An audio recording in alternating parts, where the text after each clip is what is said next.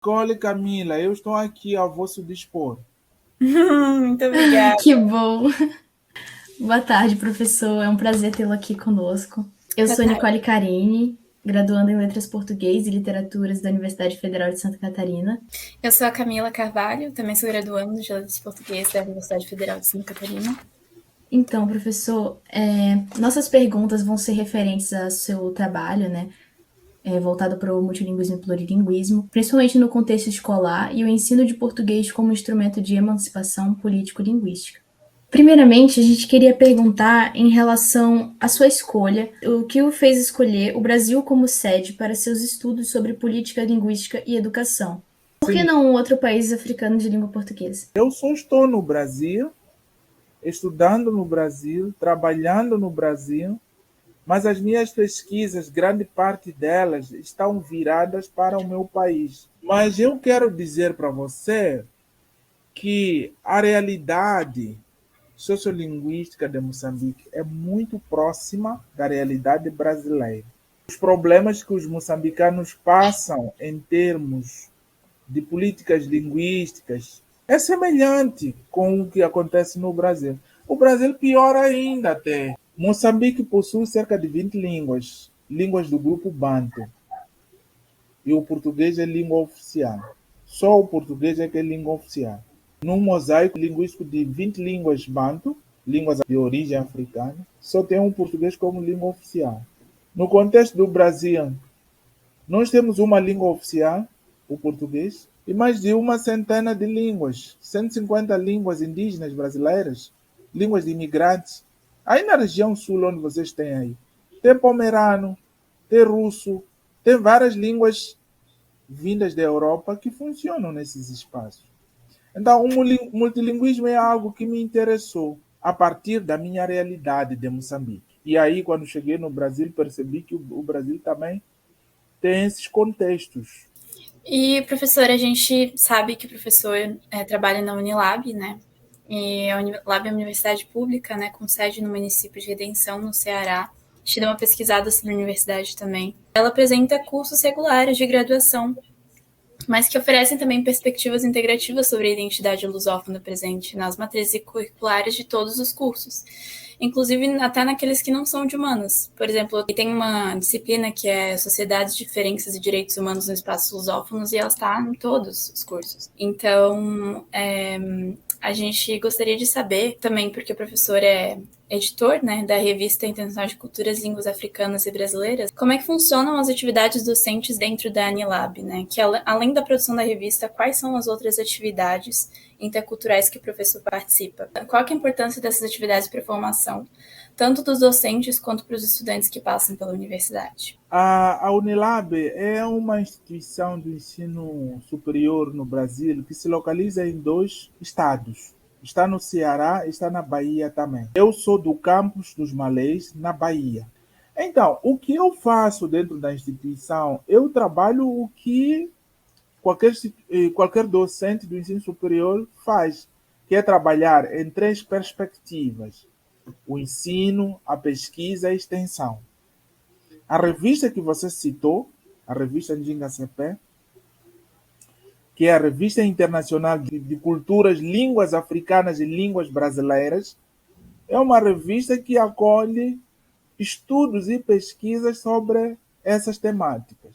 Se você for entrar agora, você vai verificar que tem publicações de artigos escritos em línguas da Nigéria, em línguas do Ghana, em línguas de vários países africanos. Agora estamos preparando um lançamento de uma publicação só em língua brasileira de sinais. Só. Uma publicação só em língua em Libras.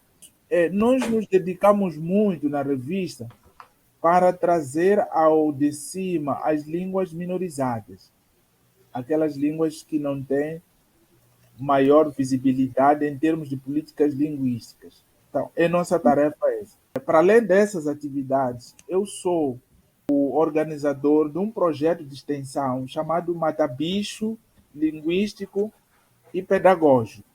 Esse evento sempre convido algum especialista, né? Se vocês pesquisarem aí no YouTube, revista Njinga CP, você vai poder visualizar palestras que nós organizamos, né? Sempre convidamos algum professor, algum pesquisador brasileiro dos países africanos, da Europa, para abordar algum aspecto. Também organizamos congressos. Acabamos agora, no mês de 4, mês de abril, organizamos o segundo seminário internacional de onomástica.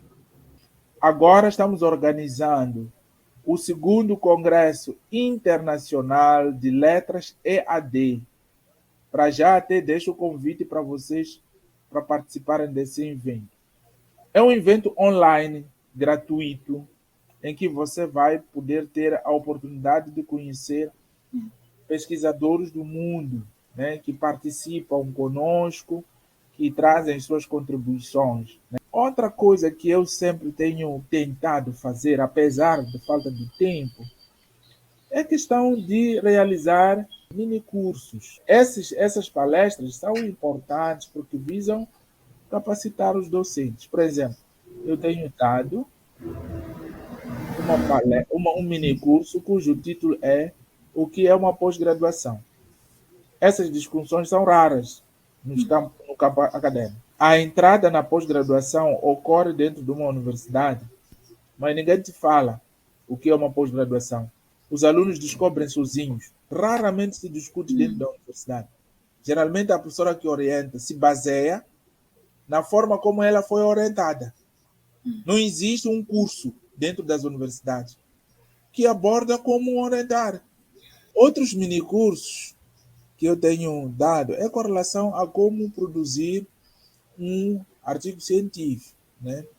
E aí envolve os estudantes, como desenvolver um artigo, como estruturar, como buscar revistas científicas qualificadas, né, dentro da plataforma da busca. Muito interessante, professor, até porque como existe uma demanda muito grande assim, de estudantes que entram na graduação não sabendo muita coisa sobre como funciona o universo acadêmico, acaba que se torna cada vez menos acessível, né? E esses estudantes precisam saber que é um espaço para todas as pessoas ocuparem, todas as pessoas deveriam ter acesso ao estudo superior, né? Eu acho que eu gostei muito de alguns pontos que o professor tocou, que inclusive tocaram em algumas perguntas que a gente já ia fazer.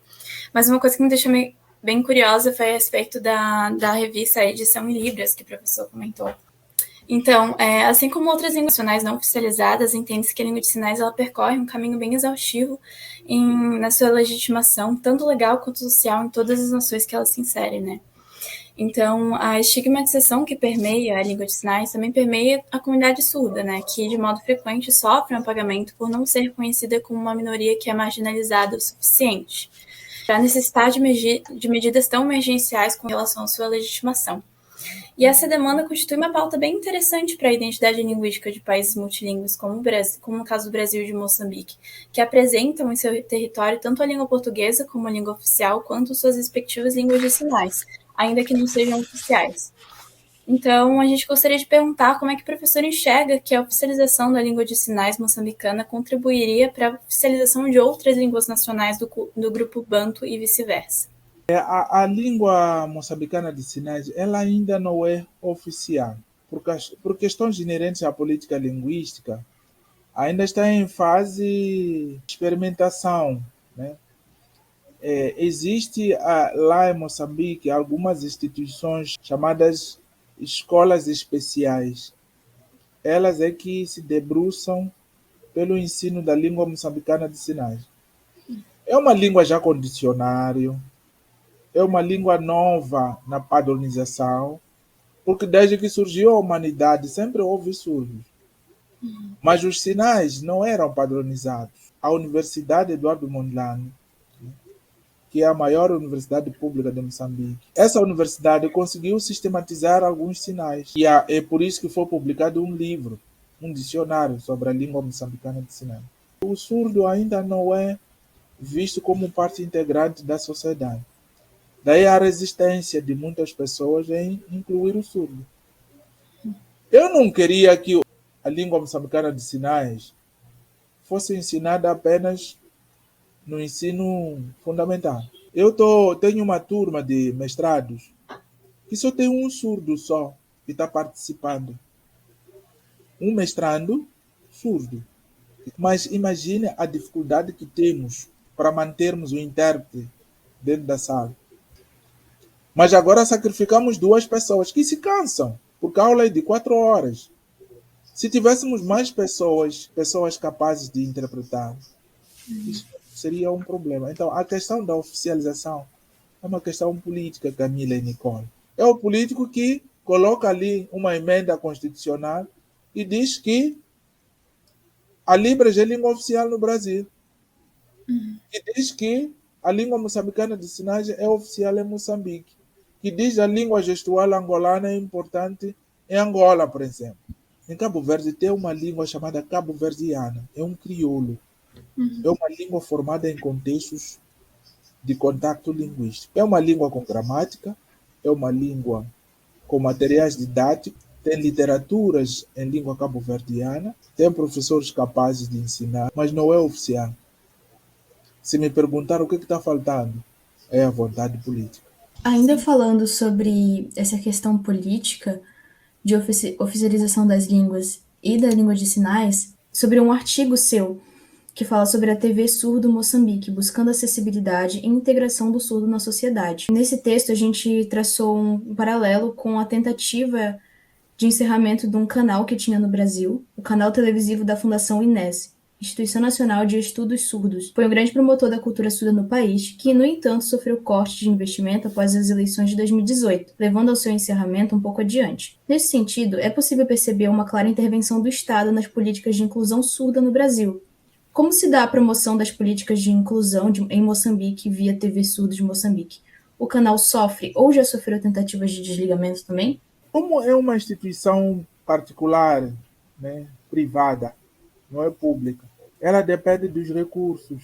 Acho que você viu uma entrevista que nós fizemos na revista Dinga CP. É um ganho importante, mas essa instituição não tem apoio do Estado. Olham a grande maioria dos canais televisivos, nem no telejornal, eles não colocam o interno. Nas notícias nacionais, regionais, raramente tem interno. Se nós desejássemos que o surdo estivesse incluído na sociedade, ele merece saber o que acontece no Brasil. Queremos realmente integrar o surdo ou queremos fingir ter integração? Levantou só essa questão porque existiu, sim, uma TV surda aqui no Brasil. Só que ela foi desligada, assim, no último mandato presidencial. Antes desse que a gente está tendo, ela foi desligada. A nossa pergunta era em relação a isso, sabe? Se já houve tentativa de desligamento também por alguma política do Estado dessa TV surdo em Moçambique. Sim, infelizmente essa instituição não vive com base nos recursos públicos, que é negativo. Deveria ser o Estado apoiando essas ideias boas. Devido ao contato da língua portuguesa nos países colonizados por Portugal e de sua imposição como língua oficial, foi criado um processo de proibição e tentativa de apagamento de línguas nativas, como acontecido em Moçambique e Brasil. Nesse contexto, a variante europeia sempre foi valorizada no ensino da língua portuguesa, principalmente em Moçambique, que para muitos professores ainda é um modelo a ser seguido. Enquanto no Brasil, a ideia da variante do português brasileiro vem sendo desenvolvida desde o período colonial, como por exemplo com a língua geral Nhangatu, que sofreu forte repressão pela coroa portuguesa. Nesse sentido, considerando o histórico colonial, existe alguma política de Portugal que atue como impedimento para a criação de uma norma moçambicana? Boa pergunta. Os portugueses saíram de Moçambique em 1975, ano da proclamação da independência. O país ficou independente. Uma vez independente, a culpa dos problemas linguísticos já não é dos portugueses. Eles deixaram uma ideologia assim, mas nós poderíamos ter mudado a situação. Mas os moçambicanos mantiveram. Aqui também no Brasil, idem. Já faz mais de 200 anos que os portugueses saíram aqui. Me diga por que razão as línguas indígenas brasileiras ainda não são línguas oficiais. Por quê? Então, a culpa é de quem está governando. Portugal agora não interfere nos destinos de Moçambique. Nós somos um país independente. Se acorda amanhã e decide que as suas línguas devem ser línguas de ensino. Isso vai acontecer. Mas se ainda reina a mentalidade e ideologia colonial, sempre vão recusar. A gente tem as nossas línguas africanas. Eu mesmo sou falante da língua xangana, entendo a língua chironga, entendo a língua chitsa. O português está sendo ensinado em Moçambique. É uma tentativa de imitação à norma europeia de português. Há uma tentativa de imitação do português de Portugal. Os professores em sala de aula fazem de contas que são portugueses. Fazem de contas que eles conhecem aquele livro do Evanildo Bechara ou aquele de Mário Perini, mas na prática não é. Inclusive aspectos fonéticos fonológicos que são muitas das vezes trazidas para a sala de aula. E aí o professor critica o jeito de pronúncia dos alunos. É o que Marcos Banho chama de preconceito linguístico. E o preconceito linguístico não deveria residir em contexto de Moçambique. O grande problema, Camila e Nicole, é que Moçambique ainda não tem o seu próprio dicionário e sua própria gramática. Esse é que é o problema. Nós ainda dependemos do dicionário de Portugal. Isso é péssimo, porque nós estamos usando uma variedade que se distancia da nossa realidade. Consequências disso, reprovações, porque os alunos vão tentar alcançar uma variedade que está distante. Professores vão tentando exigir para os alunos uma variedade que está distante. Agora, nós estamos dando alguns passos. Eu mesmo tenho produções científicas que analisam o português moçambicano e defendo a valorização dessa variedade. Eu afirmo nos meus trabalhos que o português moçambicano existe e é preciso que seja organizado, sistematizado e para que ocorra o processo de gramaticalização, para que os alunos passem a aprender na norma moçambicana do português. Da mesma forma que o português brasileiro tem um dicionário e tem uma gramática. Julgo que os angolanos também querem. Os guineenses, idem. Os cabo-verdianos, idem. Santomenses, idem. Se fala o português de forma diferente, que merece a atenção de todos. O professor tocou em vários pontos bem nevrálgicos a respeito da educação, né? E isso lembrou também alguns textos que a gente leu do professor, inclusive tem um artigo de 2015, né, que fala sobre essa complexidade do ensino nesse contexto multilingüe que vive em Moçambique. E esse fracasso escolar, que também cerceia toda essa questão do multilinguismo, né. E é engraçado porque aqui no Brasil a gente tem um contexto parecido de fracasso escolar, envolvendo letramento e educação de crianças que às vezes, apesar de não viverem em contextos multilingües, mas ainda há um fracasso escolar. Então, qual que é a raiz se parece ser o mesmo problema, sabe? A respeito dessa criação desse programa de escolarização bilíngue que tem em Moçambique, né, que ajudou várias questões educacionais, né, a tirar um pouco desse déficit educacional por conta das questões do multilinguismo, né? E se o professor acha que é possível que seja implementado algo parecido aqui no Brasil, que seja capaz também de auxiliar nesse déficit educacional que tem, ocasionado pelas questões de preconceito linguístico, se poderia também ser implementado algo assim no Brasil? No Brasil já está sendo implementado a educação bilíngue, mas não é em todos os estados. São Gabriel da Cachoeira, no Amazonas, lá tem Baniwa, o Tucano e Nhanguetu como línguas oficiais. Inclusive em Santa Catarina, tem muitas cidades lá, aliás, que oficializaram as línguas indígenas. Lá também tem educação bilíngue, em que os povos indígenas aprendem a sua língua, mas o português também. Agora, Moçambique é que está numa fase inicial. Só agora que nós nos demos conta de que as nossas línguas estão desaparecendo. E aí introduzimos em regime experimental a educação bilíngue. Primeira série, segunda série, terceira, quarta série. E o aluno larga a língua local, a língua indígena. Deixa de falar a língua indígena, deixa de aprender em língua indígena e passa a aprender em língua portuguesa. É justamente para não assustar o aluno. Ele sai de casa falando xangana, por exemplo. E quando entra na escola, ele é confrontado com o português. Então, quando você introduz a educação bilíngue, visa mais ou menos ambientar esta criança até o 4º ano e depois passa a estudar apenas em português. É errado isso. Falei no começo. Deveria o ensino começar na primeira série até ao ensino superior. Essas estratégias que vocês ouvem dizer com relação a Moçambique são estratégias acalmantes. Se você toma para se estabilizar um pouco. A ideia central seria que essas línguas locais, se transformassem em línguas do ensino. Eu aprendi português aos 7 anos, quando eu entrei na escola. 7 anos. Uma vez que os meus pais não falavam português, eu aprendi as minhas primeiras palavras aos 7 anos. Isso me dificultou muito. Reprovei bastante por causa do ensino de uma única língua, a língua portuguesa. Porque é com a língua portuguesa que você aprende geografia, história, química, matemática, física. Tudo depende da língua portuguesa. Se você está mal em português, lógico que fica mal nas restantes disciplinas curriculares. É positivo a educação bilíngue? Sim, é positiva. Mas poderíamos fazer mais. Os colonos já foram há muito tempo, Nicole e Camila. Já foram há muito tempo, desde 1975. O país agora pertence aos moçambicanos. Por que os moçambicanos não podem ensinar as suas línguas? Então, o senhor falou sobre essa questão dessa dificuldade, né, da implementação do ensino bilíngue em Moçambique, por isso o seu início. E a gente também achou em alguns trabalhos falas que diziam que esse programa é difícil de ser aceito pela população. Que muitas pessoas comentavam que não entendiam por que precisava de um uso de uma língua local na escola, se no futuro a criança só teria que usar português para as coisas mais sérias da vida adulta, digamos assim. E nós queríamos saber como atualmente isso é recebido pela população de Moçambique.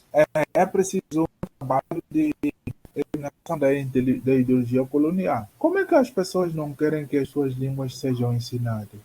É porque no emprego não vai precisar. Bom, depende. Conhecer a sua língua nunca ocupou um lugar. E quem falou que saber só português é uma garantia de ter emprego? Da mesma forma que aprender a sua língua materna não é a única chave para você ter o sucesso. E a sua língua, da sua cultura, dos seus antepassados? Podemos repensar tudo, estabelecermos estratégias de explicar aos que recusam o uso das línguas locais. Eu espero que as pessoas não coloquem na cabeça a ideia de que aprender Xangana é um prejuízo para o meu filho, porque só ele vai falar entre nós. Eu não estou dizendo que o português não é dos moçambicanos, tá, gente? O português é dos moçambicanos. O português é dos brasileiros. O português é dos cabo-verdianos. Cada língua pertence à comunidade que a usa. Minha língua é instrumento de identidade. Eu interpreto o mundo por meio da minha língua. Inclusive, quando falo português, há muitas coisas que são da minha língua materna que são introduzidas na língua portuguesa. Achei bem interessante essa reflexão que o professor fez sobre língua materna e eu queria aproveitar esse momento, então, para falar um pouco sobre um texto que eu achei na internet, que é de um escritor angolano chamado José Eduardo Agualusa, eu acho que é assim que fala o nome dele, que em junho de 2019 ele publicou esse artigo intitulado Por uma Irmandade da Língua, compartilhando esse sentimento como escritor angolano a respeito da língua portuguesa. E daí ele coloca no segmento do artigo: a língua portuguesa é uma construção conjunta de todos aqueles que a falam, e é assim desde séculos. A minha língua, aquela de que me sirvo para escrever, não se restringe às fronteiras de Angola, de Portugal ou do Brasil. A minha língua é a soma de todas as suas variantes, é plural e democrática. A sua imensa riqueza está nessa diversidade e na capacidade de se afeiçoar a geografias diversas, na forma como vem namorando outros idiomas, recolhendo deles palavras e emoções. Aprisionar a língua portuguesa às fronteiras de Portugal, ou de Angola ou do Brasil, seria mutilá-la, roubar-lhe memória e destino. Então, com base nisso que ele fala e também no contexto que a gente compreende como é a língua portuguesa ao redor do mundo, ele é o idioma materno de milhões de falantes que, assim como o Agualusa, reconhecem esse idioma como uma construção conjunta entre todos aqueles que falam. Mas também é essa tensão compartilhada entre os falantes de outras línguas nacionais, que também compartilham esse mesmo espaço, né? Então, se por um lado houve essa oficialização da língua portuguesa, por outro lado, ela percorreu um longo caminho de violência e apagamento de outras línguas com história e cultura. Então, desse modo, é bem natural que em cada território haja essa disputa linguística sobre quem deve ou não ocupar esses espaços, né? que é um movimento que pode trazer consequências políticas também significativas para o reconhecimento da língua portuguesa e dessas próprias línguas a nível global. Se tratando dessa internacionalização do português, de que modo o professor defende que o movimento de pluricentrar, isto é, reconhecer a língua portuguesa como o berço de todas essas diversidades lusófonas, conseguiria superar essa questão centrada na violência linguística exercida por Portugal desde a colonização, que cerceia toda essa discussão? O Agualusa é um escritor, né? Sim. Não é linguista. Mesmo assim, mesmo sendo um escritor, ele tem uma visão. Às vezes, eu fico preocupado quando essas questões linguísticas são questionadas aos escritores, ao invés de linguistas. Na linguística, nós temos uma terminologia própria. Conhecimentos da sociolinguística têm termos próprios, né, que nós usamos. Por exemplo, em linguística, nós diferenciamos variante da variedade. O José Saramago também era consultado sobre essas questões de línguas, né? Ele dizia que há línguas em português. Ele é um escritor. Então, aqui nessa parte onde o Agualusa ele fala de variante, ele está se referindo às variedades. O português angolano, guinense, moçambicano, são variedades da língua portuguesa. Não é línguas em português, tal como dizia Saramago. Não há línguas em português. Existe uma só língua. As variedades constituem as diversas formas do uso da língua. Há variedade dentro de um país, há variedades dentro de um contexto da comunidade de fala. Esse espaço em que se fala o português tem variedades. E essas variedades não podem ser menosprezadas. Então, o mais importante aqui é compreender que, apesar de falarmos a língua portuguesa, essa língua não é falada da mesma forma. Há variáveis sociais e linguísticas que nos diferenciam, mas elas não constituem nenhum problema. Diríamos que a língua portuguesa mudou a partir do momento em que, quando eu falo com a Camila, falo com a Nicole, vocês não me entendem. Se vocês não me entendem, então estou falando outra língua. Se eu falo e vocês me entendem, então estamos falando a mesma língua, só que uma variedade. A língua é muito democrática. Tal democrática, de tal forma que até aceita as palavras futebol, a palavra gol, vem do inglês. Elas são inseridas dentro da nossa língua. A palavra futebol é da língua portuguesa. A palavra gol é da língua portuguesa. A palavra pendrive, Facebook, Twitter, são da língua portuguesa. Neste momento, essas palavras satisfazem a situação comunicativa dos lusófonos. Alguém é capaz de me dizer o que significa shopping em português? O que é futebol em português? Seria bola ao pé, né? Mas não faz sentido. A palavra goal vem do inglês, significa objetivo. Ninguém vai gritar nessa Copa aqui de falar objetivo 1-0. Ninguém vai falar. Mas a palavra goal, ela vem do inglês, objetivo. A entrada da bola na baliza é um objetivo. E o inglês criou a palavra goal. E aí nós emprestamos a palavra goal para a nossa língua, para a nossa variedade, o português brasileiro. Existem palavras específicas, às vezes, para determinadas comunidades. Essas questões todas não são uma bobagem, não. Fazem parte da língua e todos nós precisamos de ficarmos atentos a tudo isso aí. Que a língua varia, ela não é falada da mesma forma. Ela pode variar. E ao variar, ela se ajusta às realidades sociolinguísticas dos seus falantes. Então, de professor para professor, porque nós duas estamos em formação para nos tornar professoras de língua portuguesa, que mecanismo o professor defende que poderia ser utilizado para que o ensino de português se torne mais o ensino da língua das palavras rongas e algarvias que ganguiçam, como descreve José Craveirinha em A Fraternidade das Palavras, e menos como esse ensino da língua do colonizador? Eu creio que seria interessante que trabalhemos uma pedagogia culturalmente sensível. Vocês conhecem a professora Stella Bortone Ricardo? Tem um livrinho de capa amarela, Educação em Língua Materna. O outro livro da professora Stella Bortone é Não Cheguemos na Escola, e agora? A professora Stella é uma professora aposentada da Universidade de Brasília e produziu muito material sobre essas demandas.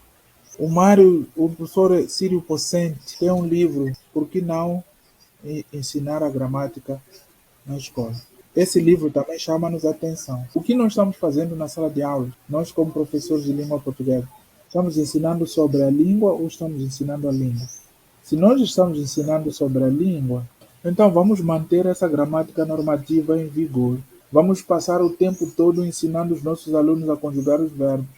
Nós temos que abandonar essa forma de pensar a língua como um objeto.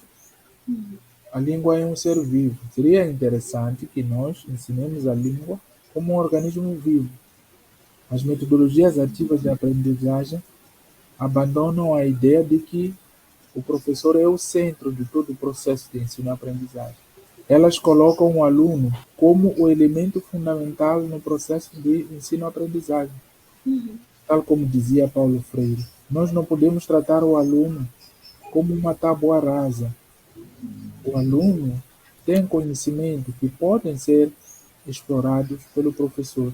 Saiamos das salas de aula, procuremos outros espaços de aprendizagem. A professora Magda Soares, naquele livro Linguagem em Escola, ela aborda essas questões de que a variabilidade da língua não é deficiência. A professora Isete Coelho, daí mesmo da vossa universidade, Isete Coelho, naquele livro Para Conhecer a Sociolinguística, ela dá explicação sobre isso e mostra que a língua é um organismo vivo que o professor precisa ensinar na prática, promover para que este aluno possa usar os conhecimentos que a escola tem na sua vida prática.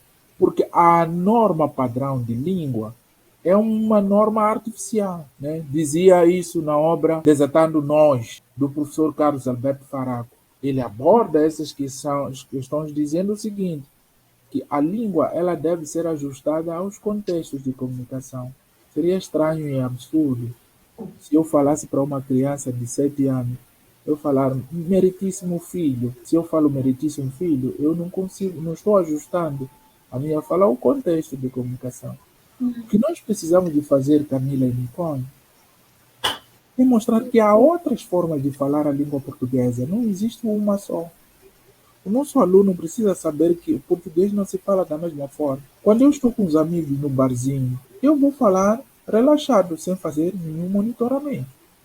Eu vou usar gírias, eu vou usar aquelas palavras que são do meu grupo, mas quando eu estou em espaços acadêmicos, aí vou alterar meu jeito de falar. Uma pedagogia culturalmente sensível, citada pela professora Stella Bortoni, pedagogia que respeita as diferenças e as identidades dos alunos. Eu acho que todos nós, né, inclusive os que estão fazendo o curso de letras, vocês estão fazendo o curso de letras, precisam aceitar a variabilidade na sala de aula.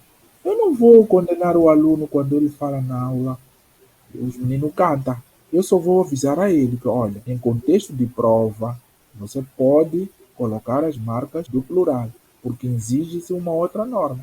Então, saber falar uma língua é saber ajustar aos contextos. Não podemos. Nós aprendemos, há pouco tempo eu estava escrevendo um artigo sobre isso. Nós aprendemos isso aqui é gramática. Nós aprendemos essas 700 páginas só para conseguir emprego. O nosso dia a dia não falamos o que está aqui. A nossa comunicação do dia a dia não se baseia nisso. Então não podemos rechaçar a variabilidade, porque isso é meio de identidade. Os caipiras se identificam pelo jeito que eles falam, se identificam pelo jeito que falam. Os baianos também se identificam pelo jeito que falam. E agradeço muito a oportunidade que vocês me deram para conversar com vocês. Espero que eu tenha sido útil para vocês e desejo-vos sucessos, né, nessa vossa pesquisa, nesse vosso trabalho, tá bom? Muito obrigada pela participação, professor. Obrigada pela contribuição. Abraços, até uma próxima oportunidade. Eu vou Abraços. enviar um convite para vocês, vou mandar um e-mail com o link para que vocês se inscrevam e Com divulguem certeza. por aí e participem, Sim, tá? por favor. Nós vamos emitir certificado aos ouvintes também, tá bom? Muito obrigada, Tá bem, professor. muito obrigada. Abraço. Tudo Tchau, de tchau. bom. Tchau.